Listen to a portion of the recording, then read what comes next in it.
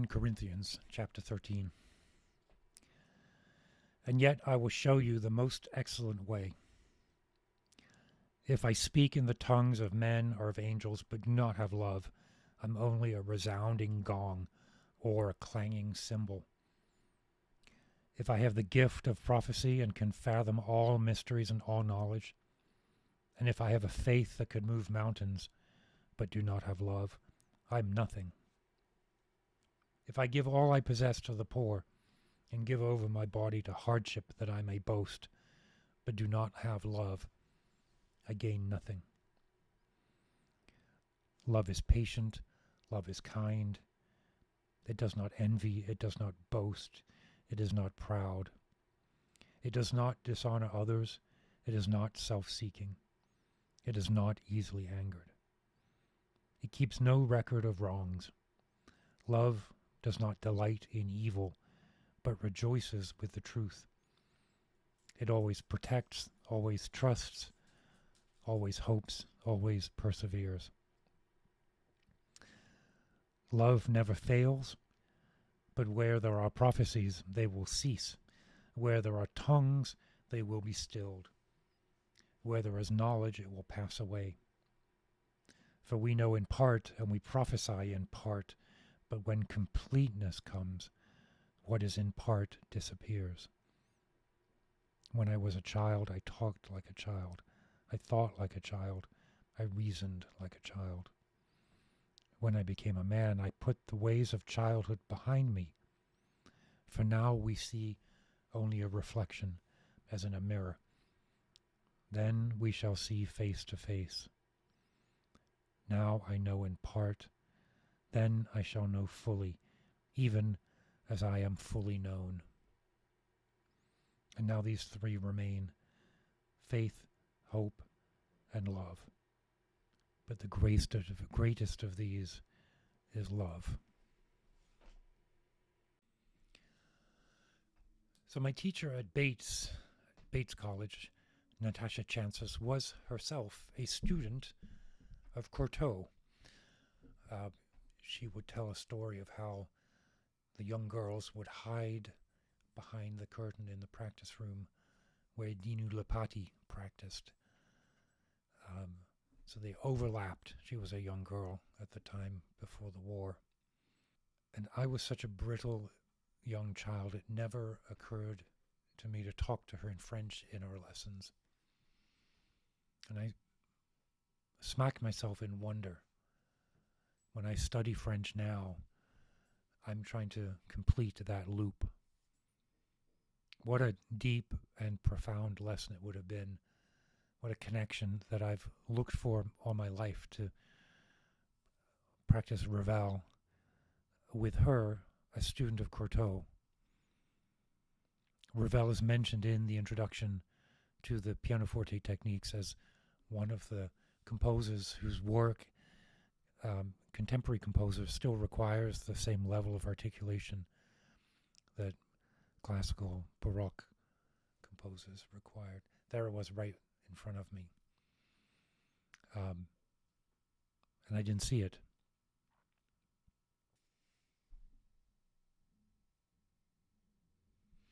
I went back to Bates for a memorial service when Natasha died, and one of the faculty there, Jim Parakilis, managed to get in touch with me to tell me, and then asked if I would play, along with a number of her other students. She had taught there for 40 years. And I wrote a piece, and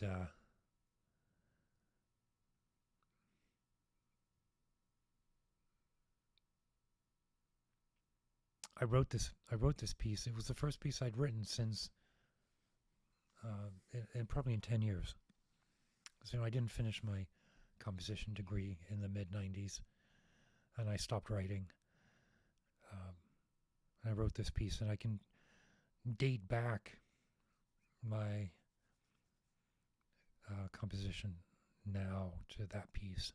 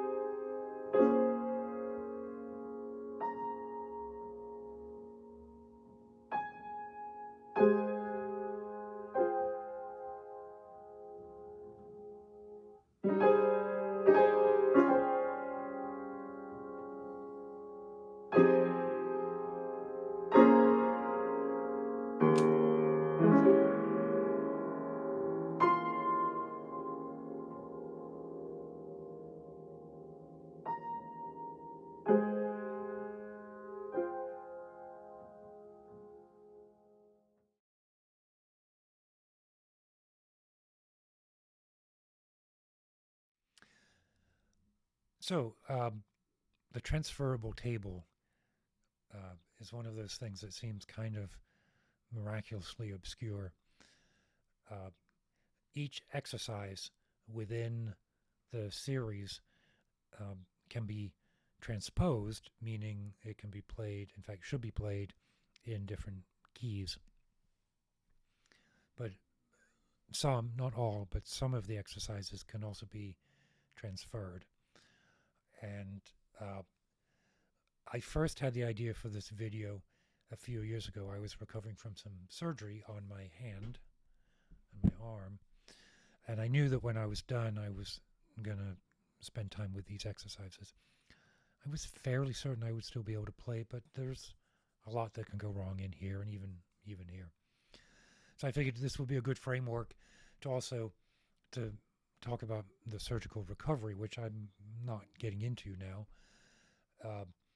My personal connection to the exercises, which you can see has survived into this edition of the video, and then also explain the transferable table. And I figured that would be the hook that gets everybody to watch.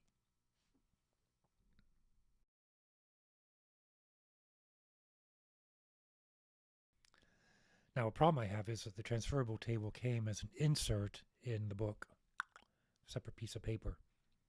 I'm not sure why. I suppose you could have it separate.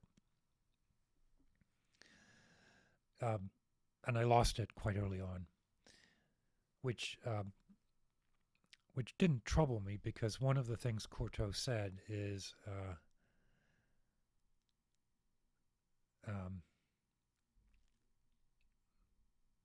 here. One of the things Cortot said is it will thus become possible to review every morning in the space of about an hour the complete cycles of the problems of piano playing, and I wasn't going to spend an hour playing these.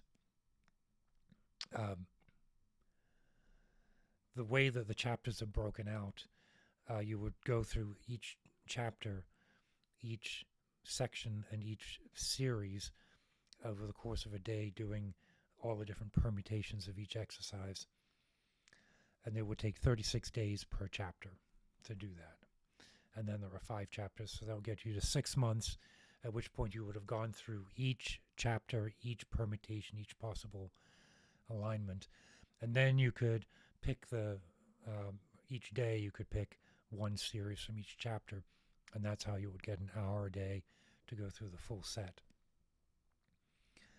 And maybe I should do that. Maybe in 2026, that would be my goal.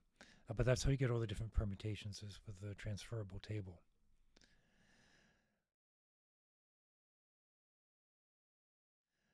Now, so what's the difference between transposition and transference, or transferring? Well, transposition is starting, like when you play a major scale in C, C sharp, D, you're transposing it. Transferring is if you have a pattern that starts with the fingers 1, 2, 3, 4, 5, then you transfer it and you begin the same pattern, but you begin with the second finger, D, da, da, da. So you, instead of going 1, 2, 3, 4, 5, 4, 3, 2, 1, you would go 2, 3, 4, 5, 1, 5, 4, 3, 2. Same notes, but the fingering is shifted. And you can see that quite soon you get into these really bizarre twists, and to be able to do those elegantly is an exercise in wrist control. You'll never play it like that. You'll never play like how those exercises require you to do.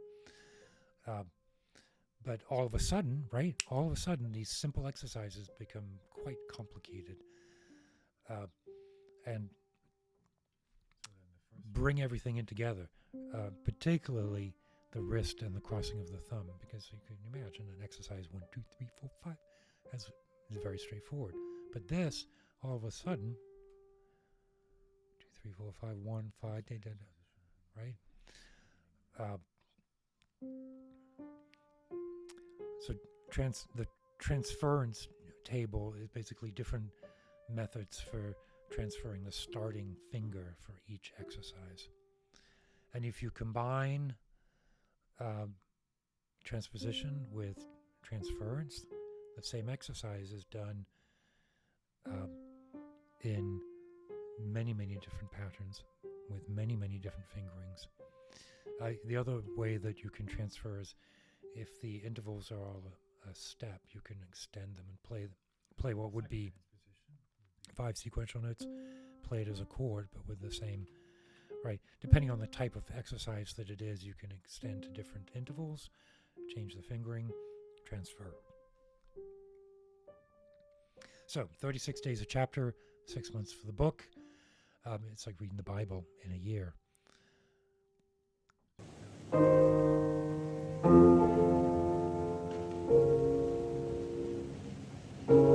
Et laisser s'évanouir les sonorités qui doivent disparaître, s'éteindre, et vous laisser simplement en présence d'un rêve qui se poursuit.